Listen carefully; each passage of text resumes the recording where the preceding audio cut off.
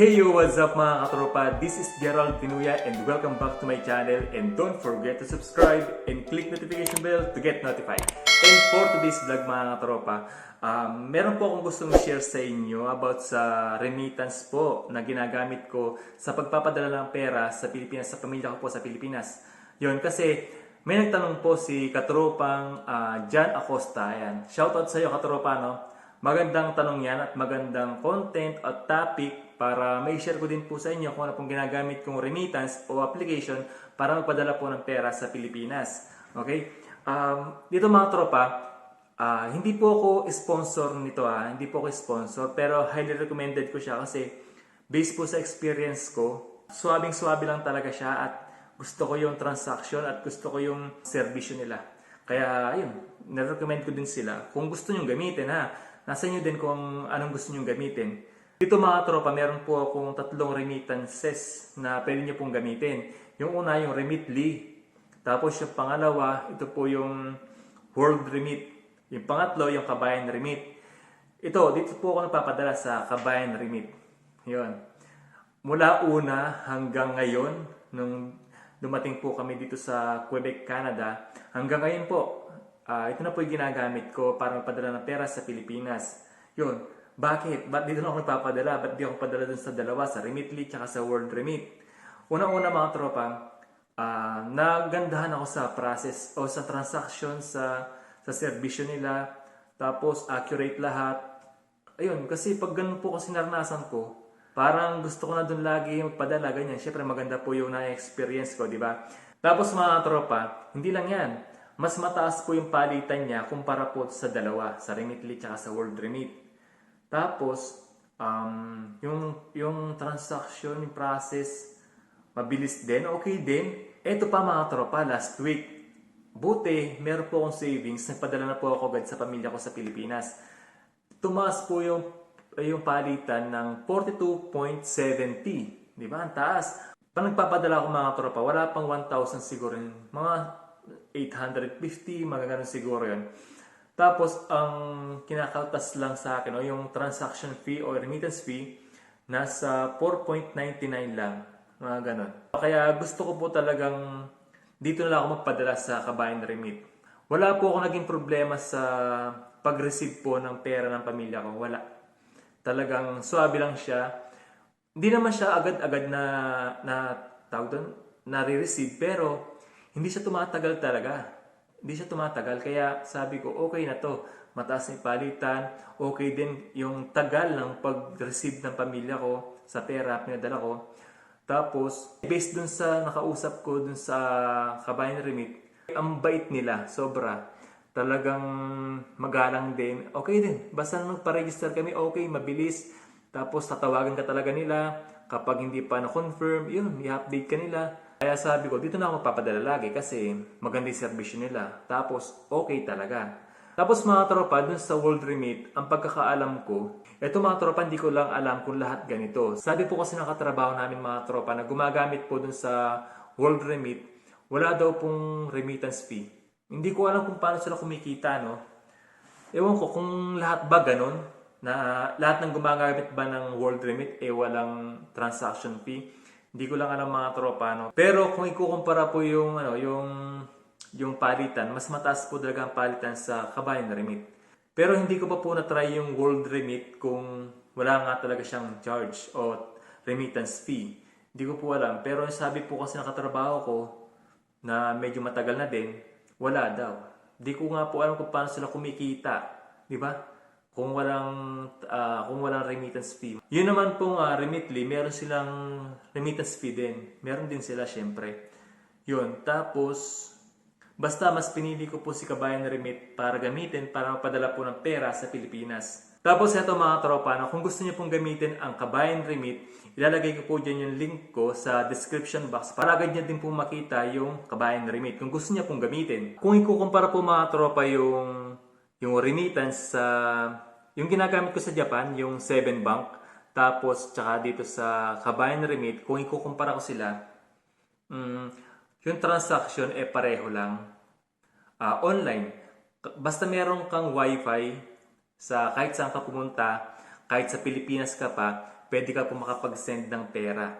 Di ba yung sa 7 Bank ko dati, meron po akong sahod dun sa ATM ko. Tapos, nung nasa Pilipinas po ako at nung umuwi po ako, na-transfer ko po yung pera. Na-transfer ko po yung pera ko, yung sahod ko from yen. Tapos, pinadala ko sa Pilipinas kahit nasa Pilipinas na ako. Kasi, meron po akong application ng 7 Bank. Basta may wifi ka kahit nasaan ka, pwede ka po mag-transfer ng pera o mag-remittance, magpadala ng pera sa Pilipinas. Ayun. Kahit nasaan ka, basta may signal ka, basta meron kang wifi. Okay? Kahit dito po sa Quebec, Canada, mga tropa, ganun din po. Application din kahit nasaan ka, kahit basta meron kang wifi, may signal ka, okay po, makakapagpadala po kayo ng pera sa Pilipinas kahit nasa bed ka lang, CR ka, o ano pa, nasa labas ka, nasa galaan ka, nasa gubat ka, basta merong wifi at signal, pwede po kayo magpadala ng pera sa Pilipinas. Meron nga po pala akong share mga tropa na medyo nakakatawa na nakaka-proud, pero nakakatuwa, nakaka-proud, mga ganun, halo-halo na mga tropa. No? May nag-chat sa akin, isa sa mga kabatch namin, hindi ko na sasabihin yung pangalan, no? Kasi, paano daw kapag hindi na-renew dito sa trabaho namin? Tapos uuwi na ng Pilipinas, mga ganun. Ngayon yung ipon niya, yung ipon niya sa ATM niya, sa debit card niya, paano daw niya iuwi? Kasi di ba pag pumunta ng airport, may limit lang na pera na pwede mong dalhin, di ba? And the rest, dapat napadala mo na sa Pilipinas, mga ganyan. Kaso wala siyang ATM o wala siyang bank account sa Pilipinas. Meron siya pero hindi na nagamit kaya hindi na po niya pwedeng padalhan kasi hindi na siya sigurado dun sa bank account niya dati. Ngayon mga tropa, wala po siyang bagong bank account sa Pilipinas. Sinabi ko nga, kahit nasa Pilipinas ka, pwede ka mag-transact dun sa Kabayan Remit. Tsaka pwede mo i-access yung bank account niya sa online banking. Pwede niyang i-access yun at pwede siya magpadala sa Kabayan Remit. At papadala niya sa Pilipinas din kahit nasa Pilipinas siya. Kaso medyo nag-aalangan siya kasi first timer po niya. Ayun. Tapos ang gusto niya mangyari, yung pera niya ipapadala niya sa akin. I-send niya po sa akin. Tapos kapag nasa Pilipinas na siya, nakauwi na, kung sakasakali po nakauwi na, ako po magpapadala sa kanya dun sa pera niya. Di ba, i-send niya po sa akin. Then, pag nasa Pilipinas na siya, i-send ko sa kanya. Sabi ko, oo, pagkakatiwalaan po ako. Wala akong problema. Pagkakatiwalaan talaga ako. Lalo na po sa pera. Pagkakatiwalaan talaga ako dyan. Pero, sabi ko, pera na yun eh. Di ba? Parang, okay, proud ako na pinagkakatiwalaan nila ako na wala silang doubt, di ba? Kasi, pinagkakatiwalaan nga po ako. Kahit sa malaking halaga kasi may ipon na talaga siya. Yun. Natawa lang ako kasi papadala niya sa akin ipon niya tapos ipapadala ko sa kanya. Mag-open muna siya ng account doon tapos ipapadala ko sa kanya sa bank account niya na i-open pa lang niya. Okay.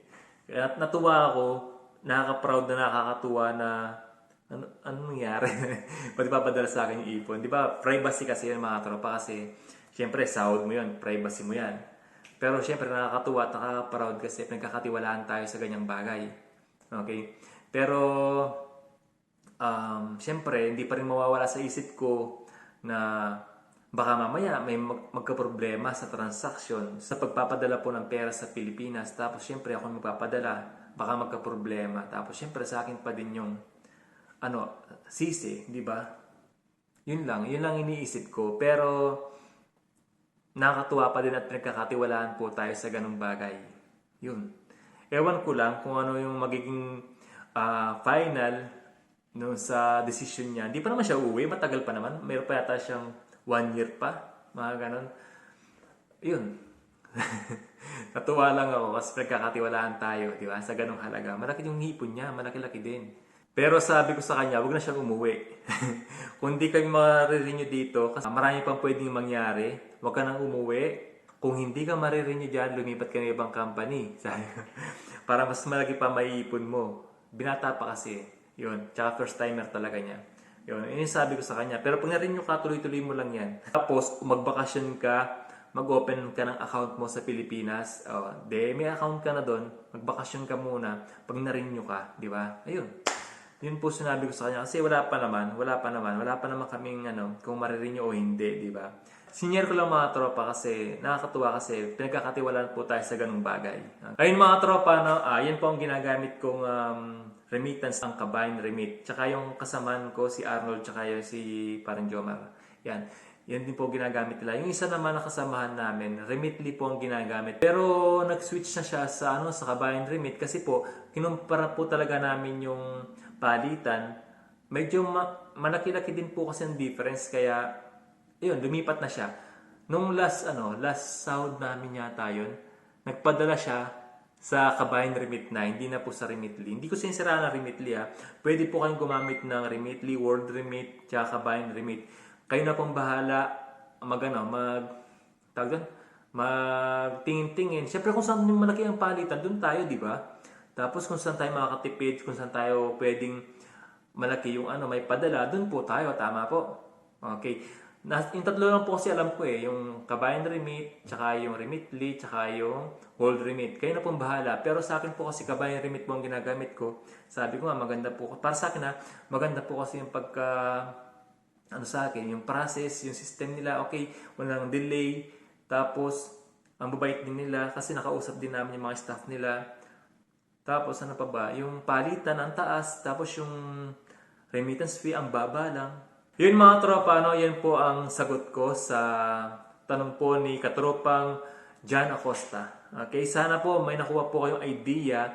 At kung gusto niyo pong gamitin yung link ko po sa Kabayan Remit, nandiyan na po sa description box. Pwede niyo pong i-click dyan, tapos mag-register po kayo gamit po yung link ko. At syempre mga tropa, hindi ko naman tatapusin ang vlog na to na hindi ko po sinasabi sa inyo to. Share to inspire, not to impress. Pray hard at work, stay humble, and God bless po sa ating lahat. Bye-bye!